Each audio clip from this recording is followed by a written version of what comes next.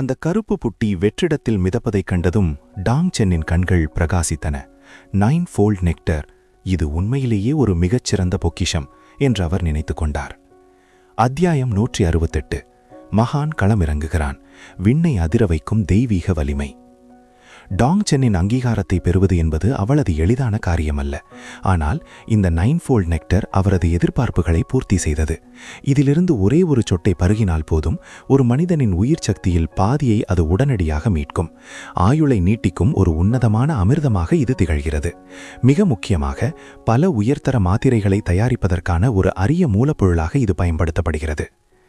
வெளியுலகில் 9 fold நெக்டரின் ஒரு சொட்டு 10,000த்திற்கும் மேற்பட்ட தரம் குறைந்த ஹெவன்லி படிகங்களுக்கு சமம். இதன் மதிப்பு ஒரு மிகச்சிறந்த சக்கரவர்த்தி நிலை பொக்கிஷத்திற்கு இணையானது. மேலும் இது ஒருவரது உடல் அமைப்பை தூய்மைப்படுத்தி உடலின் வலிமையையும் தூய்மையையும் மேம்படுத்தும். டாங் சென் அறிந்தவரை, அகிலத்தில் ஒரே ஒரு இடத்தில் 9 ஃபோல்ட் தீய கோஷ்டியும் ஆழமான பகுதியில் இருக்கும் ஒரு ஆன்மீக நீரூற்றிலிருந்து மட்டுமே இது கிடைக்கிறது. அங்கேயும் கூட ஆண்டுக்கு ஒரே ஒரு சொட்டு மட்டுமே உருவாகும். இதனால்தான் இது இவ்வளவு விலைமதி பெற்றதாக கருதப்படுகிறது. இரு தரப்பும் பந்தய பொக்கிஷங்களை முன்வைத்தனர். அதே நேரத்தில் சூழல் இன்னும் பதற்றமானது. கருப்பு அங்கி அணிந்த எல்டர் திரும்பி 9 மேதைகளை பார்த்து கூறினார், யார் முதலில் முன்னே செல்லப் போகிறீர்கள்? தோற்றுவிடாதீர்கள். இல்லையெனில் 9 ஃபோல்ட் பாடி ஸ்பிளிட்டிங் தண்டனையை நீங்கள் 9 ஃபோல்ட் குகையில் அனுபவிக்க நேரிடும். இந்த தண்டனையின் பெயரை கேட்டாலே அந்த 9 மேதைகளின் முகத்திலும் பீதி படர்ந்தது. தீய ஆற்றலை பயன்படுத்தி ஒருவரது சதையையும் உடலையும் அங்குலம் அங்குலமாக கிழிக்கும் மிக கொடூரமான தண்டனை அது. அதே நேரத்தில் ஒருவன் இறந்து விடாதபடி அவனது உயிர் சக்தியை தடுத்து நிறுத்தி விடுவார்கள். தண்டிக்கப்படுபவன் தனது உடல் மெல்ல துண்டு துண்டாக சிதைக்கப்படுவதை தான் உயிருடன் இருக்கும்போதே பார்த்து கொண்டு சொல்லனா துயரத்துடன் மரணிக்க வேண்டும். ஃபாங் ஷி முதலில் முன்வந்தான்.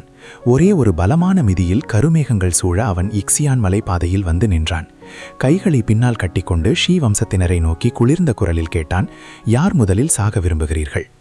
ஷின்ஹாங் பதிலளிக்கும் முன் ஒரு வீரன் ஆவேசமாக முன்னால் வந்தான். அது மகான். இந்த போரில் நான் டிவைன் ஸ்ட்ரெங்த் கோஷ்டியின் புகழை மீட்டெடுப்பேன் என்று அவன் உரக்க அறிவித்தான். ஏற்கனவே டாங்ஜெனிடம் தோற்று பொது இடத்தில் ஆடைகளின்றி அவமானப்பட்டு கௌரவத்தை இழந்த மகானுக்கு தனது வலிமையை நிரூபிக்க இந்த வெற்றி மிக அவசியமாக இருந்தது. இல்லையெனில் அவனது கோஷ்டியை ஷீவம்சம் ஒரு தகுதியற்ற கோஷ்டியாக கருதி ஒதுக்கிவிடும். மகானுக்கும் டாங்ஜென்னுக்கும் இடையில் உள்ள பகையை அறிந்த ஷின்ஹாங் கவலையுடன் டாங்ஜென்னை பார்த்தார். ஆனால் டாங்ஜென் அலட்சியமாக வானத்தை பார்த்து கொண்டிருந்தார். எதிர்ப்பு ஏதுமில்லாததால் ஷின்ஹாங் தலையசைத்து அனுமதி அளித்தார். கவனமாக இரு மகான். கவலைப்படாதீர்கள், நான் நிச்சயம் வெல்வேன் என்று உற்சாகத்துடன் குதித்த மகான் ஃபோங் ஷிக்கு முன்னால் நேரடியாக தரையிறங்கினான். அவன் கால்பட்ட வேகத்தில் பூமி பிளந்து கற்கள் நாலாபுரமும் சிதறின. அந்த திகிலூட்டும் வலிமை அங்கிருந்த அனைவரையும் நடுங்க வைத்தது. யார் இவன்? இவனது உடல் வலிமை மிக பயங்கரமாக இருக்கிறது. டிவைன் ஸ்ட்ரென்த் கோஷ்டியைச் சேர்ந்த ஒருவனால் மட்டுமே இத்தகைய மிருகத்தனமான பலத்தை கொண்டிருக்க முடியும் என்று கூட்டத்தில் பேச்சுகள் எழுந்தன. ஷின்ஹாங் மெல்ல டாங் சென்னிடம் கேட்டார், சகோதரர் டாங், இந்த போரின் முடிவு என்னவாகும் என்று நினைக்கிறீர்கள்?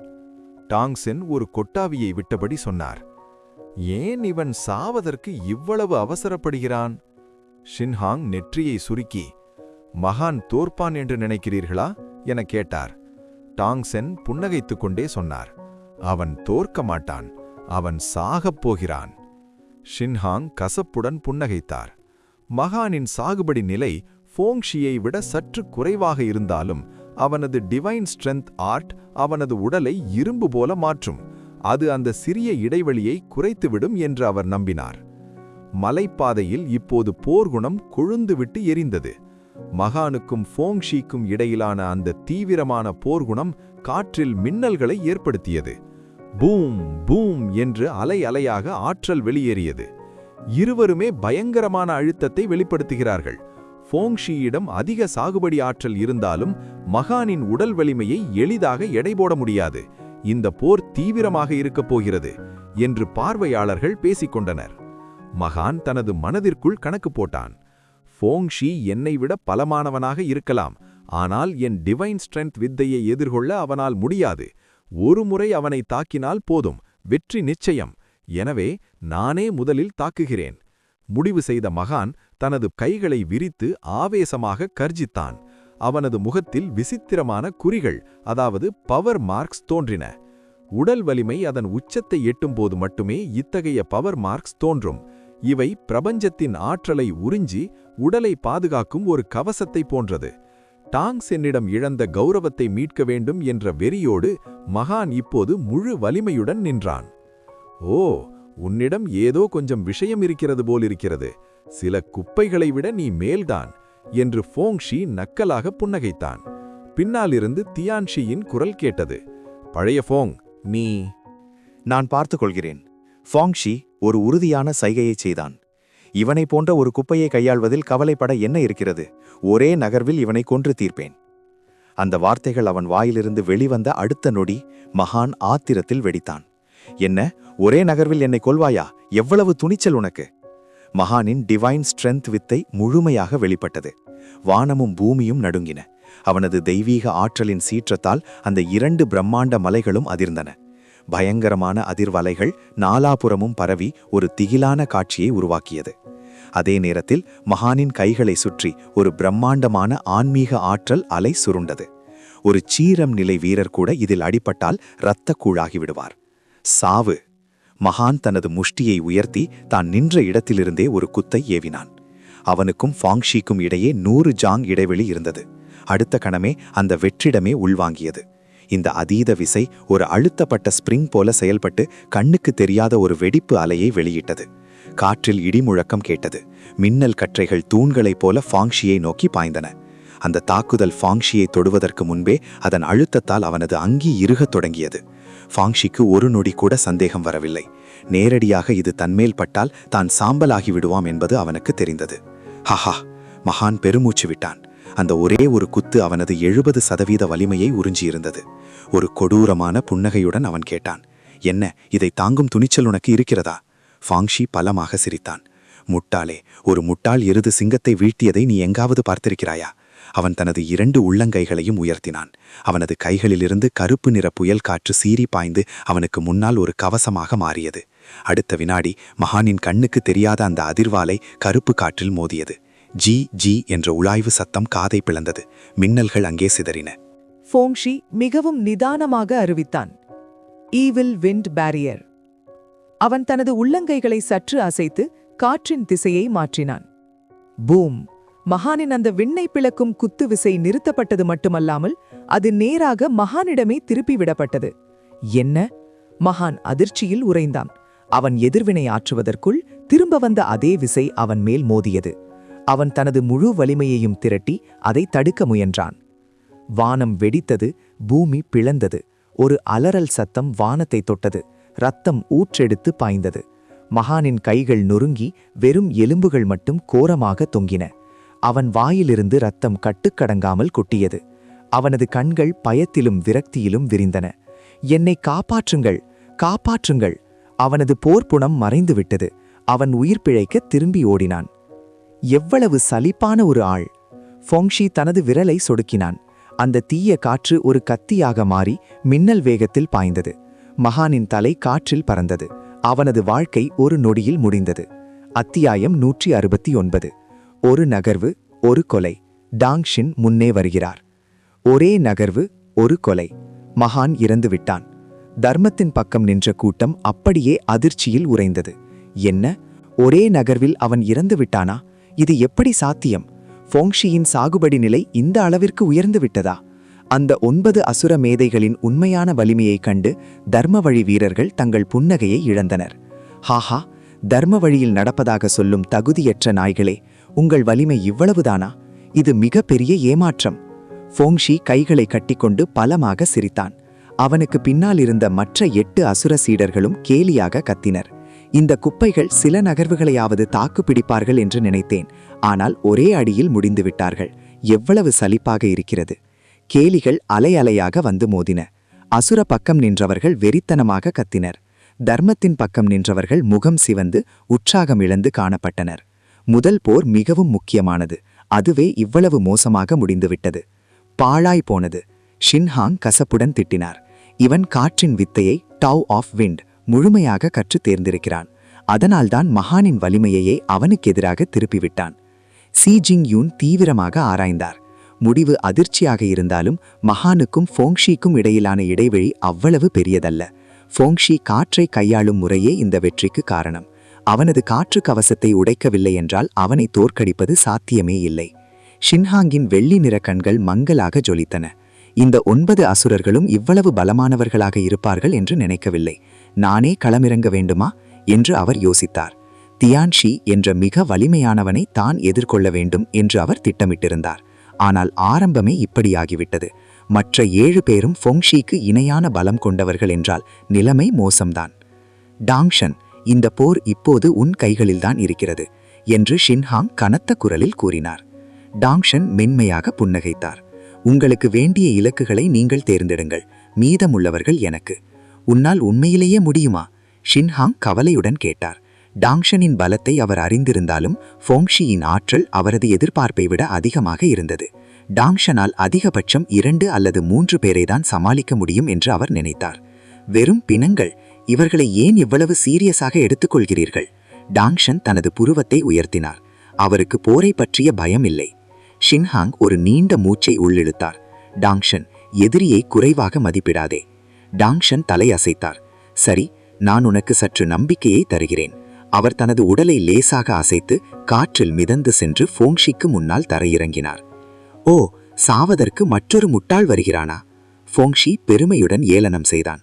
அவன் டாங்ஷனை மேலிருந்து கீழ்வரை பார்த்தான். அவரிடம் எந்த பெரிய ஆன்மீக ஆற்றலையும் அவனால் உணர முடியவில்லை. அவனது ஏளனம் இன்னும் அதிகமானது. தர்மத்தின் பக்கம் ஆட்களே தீர்ந்து விட்டார்களா என்ன?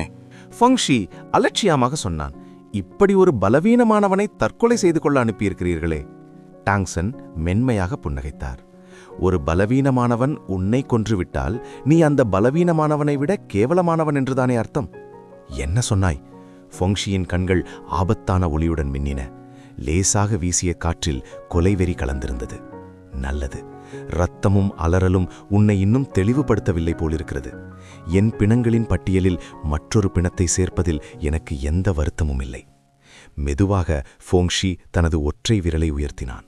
ஒரே நகர்வு, உன்னை ஒரே நகர்வில் கொன்றுவிடுவேன். மீண்டும் ஒரே நகர்வு கொலை, ஒன் மூவ் கில் சவால்.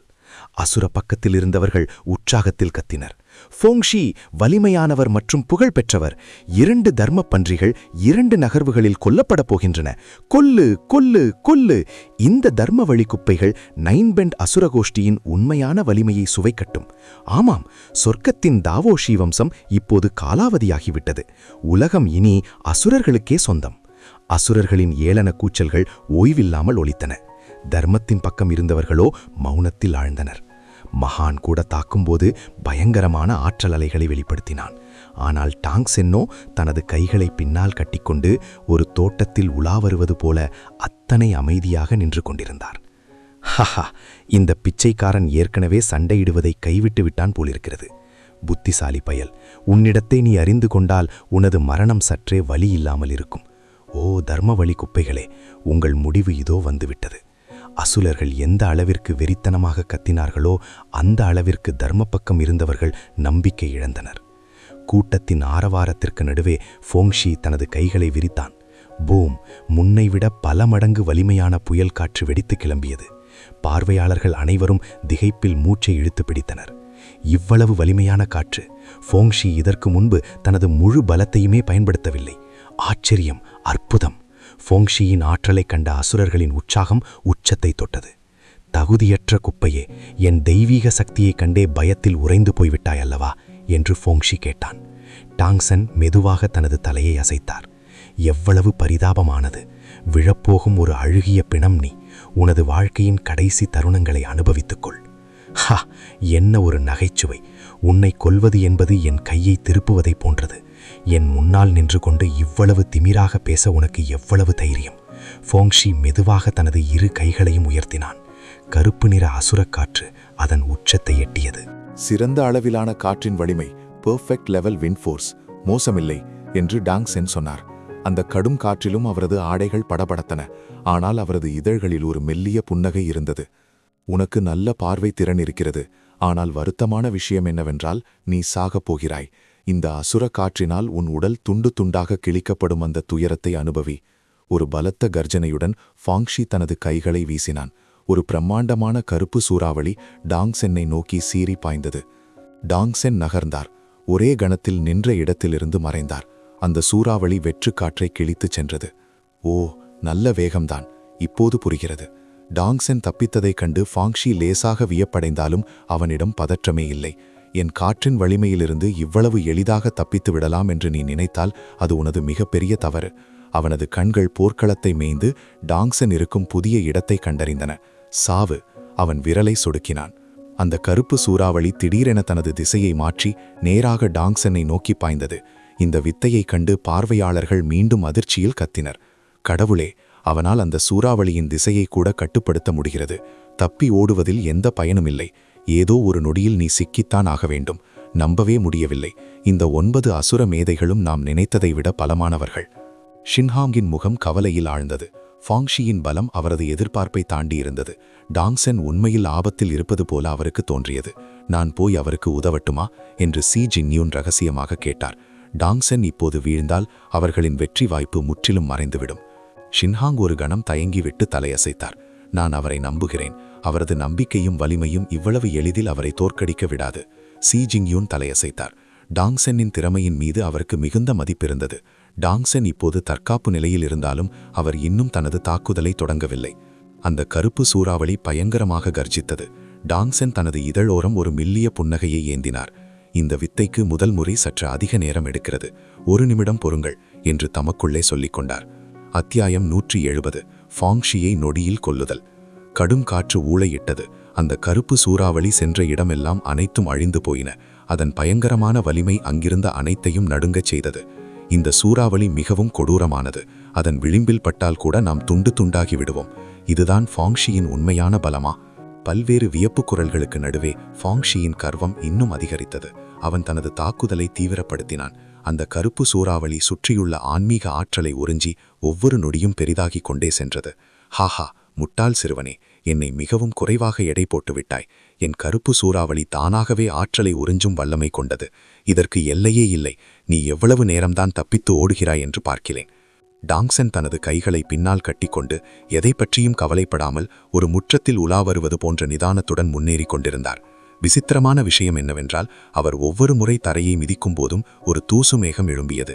அந்த தூசு படலம் கருப்பு சூறாவளியால் உறிஞ்சப்பட்டு உள்ளே வேகமாக சேகரிக்கப்பட்டது. மெதுவாக அந்த சூறாவளி அதன் ஆரம்ப அளவை விட 4 முதல் 5 மடங்கு பெரிதானது. ஆரம்பத்தில் ஒரு மனிதனை சுற்றும் அளவிற்கு இருந்தாது. இப்போது 4 மனிதர்கள் கைகோர்த்து சுற்றும் அளவிற்கு பிரம்மாண்டமானது. Crack crack crack. பூமி பயங்கரமாக பிளந்தது. உடைந்த கற்கள் வானத்திலிருந்து மழையாக பொழிந்தன. ஒட்டுமொத்த பள்ளத்தாக்கும் கட்டுப்பாடில்லாமல் அதிர்ந்தது. குறைந்த சாகுபடி திறன் கொண்ட வீரர்கள் கூட இதை சொல்ல முடியும். டாங்சென் விரைவில் தோற்கடிக்கப்படுவார் என்பது உறுதி போல தோன்றியது. இது சரியில்லை என்று ஷின்ஹாங் வேர்க்கத் தொடங்கினார். டாங்சென் கூட தோற்றுவிடுவாரா? அவர் இங்கே வீழ்ந்தால் ஷி வம்சத்தின் உறுதி குலைந்துவிடும். தியான்ஷியை வீழ்த்த வேண்டும் என்ற கனவு சுக்குநூறாக உடைந்துவிடும். நான் என்ன செய்வது? தர்மவழி வீரர்களின் முகங்கள் இருண்டன. அதே சமயம் டாங்சென் அந்த சூறாவளியால் சிதைக்கப்பட போகிறார் என்பதை பார்த்த அசுரர்கள் மிகுந்த கர்வத்துடன் காணப்பட்டனர். திடீரென சூழல் மாறியது. ஹூஃப், சேகரிப்பு இப்போது போதுமானதாக இருக்கிறது. டாங்சனின் உருவம் திடீரென ஒரு விசித்திரமான முறையில் வளைந்தது. அடுத்த கணமே. அத்தியாயம் 17. ஃபோங்ஷியின் கோர முடிவு. சூறாவளியை தகர்த்த டாங்சென். ஃபோங்ஷியைச் சுற்றி டாங்சென்னின் எண்ணற்ற நிழல் பிம்பங்கள் தோன்றின. முன்னால், பின்னால், இடது, வலது என எங்கும் அவரே தெரிந்தார். ஒவ்வொரு பிம்பத்திற்கும் கீழே மேகம் போன்ற ஒரு சிறிய ஆற்றல் கற்றை மிதந்தது. ஒரு மாஸ்டருக்கு முன்னால் இத்தகைய அற்பமான வித்தைகளை காட்ட துணிகிறாயா? அழிந்து போ என்று ஃபோங்ஷி கர்வத்துடன் ஏளனம் செய்தான். அவனது ஆன்மீக உணர்வின் ஒரு சிறு அசைவில் அந்த பெரிய கருப்பு சூறாவளி டாங்சென்னின் அனைத்து மாய பிம்பங்களையும் கிழித்தெறிந்தது. இறுதியில் டாங்சென் அந்த சூறாவளிக்கு நடுவே முழுமையாக சிக்கிக்கொண்டார். ஹஹா, நீ முடிந்து விட்டாய். ஃபோங்ஷி வெற்றி களிப்பில் சிரித்தான். தான் ஜெயித்து விட்டதாக அவன் உறுதியாக நம்பினான். ஆனால் டாங்சென் அமைதியாக புன்னகைத்தார். நீ சொல்வது தவறு. முடிந்துவிட்டது நான் அல்ல, நீதான். அவர் மெதுவாக தனது கையை உயர்த்தி வெடி என்ற ஒற்றை வார்த்தையை உச்சரித்தார். அந்த ஒரு வார்த்தை வானத்தையும் பூமியையும் நிசப்தமாக்கியது. அடுத்த நொடி காதை பிளக்கும் ஒரு வெடிப்பு சத்தம் கேட்டது. அந்த கருப்பு சூறாவளி சுக்குநூறாக உடைந்தது. அதிலிருந்து வெளியேறிய அதிர்வு அலைகள் மேகம் போன்ற அந்த சிறிய ஆற்றல் கற்றைகளை நாலாபுரமும் சிதறடித்தன. என்ன? இல்லை, இது சாத்தியமே இல்லை. ஃபோங்ஷியின் கண்கள் அதிர்ச்சியில் பிதுங்கின. அவன் அந்த திகைப்பிலிருந்து மீள்வதற்குள் சிதறிய மேகங்களில் ஒன்று நேரடியாக அவன் உடல் மீது பட்டது. பூம்! அது வெடித்தது. அவனது இடது கை இரத்தக் குழியாக மாறியது. ஊற்று போல ரத்தம் பீரிட்டது. ஆ! ஃபோங்ஷி மரண அலறலிட்டபடி பின்வாங்கினான். ஆனால் விதி அவனுடன் விளையாடியது. அவன் பின்வாங்கி வைத்த அடி அங்கிருந்த மேலும் 2 மறைந்திருந்த மேக ஆற்றல்கள் மீது பட்டது. பூம் பூம் வெடிப்பு சத்தங்களுக்கு நடுவே ரத்தம் மழையாக பொழிந்தது. அவனது 2 கால்களும் முழங்காலுக்கு கீழே சிதறித் தெரித்தன. வெறும் வெள்ளை எலும்புகள் மட்டுமே வெளியே தெரிந்தன. வலியால் அவனது முகம் அடையாளம் தெரியாமல் கோணலாகியது. அவன் மண்டியிட்டு தரையில் விழுந்தான். காற்றின் வேகத்தால் தூண்டப்பட்ட மற்ற அனைத்து மேக ஆற்றல்களும் ஃபோங்ஷி மீது வந்து விழுந்தன. பூம் பூம் பூம் ஒரு கந்தல் மூட்டையைப் போல அவன் உடல் சிதறடிக்கப்பட்டது. சதையும் இரத்தமும் கற்பனை செய்ய முடியாத அளவிற்கு போர்க்களமெங்கும் சிதறிக் கிடந்தன. இந்த கொடூரமான காட்சியைக் கண்ட தர்ம மற்றும் அசுரவழி வீரர்கள் அனைவரும் பேச்சிழந்தனர். இது எப்படி சாத்தியம் என்ற வார்த்தைகள் மட்டுமே அவர்கள் மனதில் எதிரொலித்தன. ஷின்ஹாங்கில் இதழ்கள் துடித்தன. தான் டாங் சென்னை மிகவும் குறைவாக எடை போட்டுவிட்டதை அவர் உணர்ந்தார்.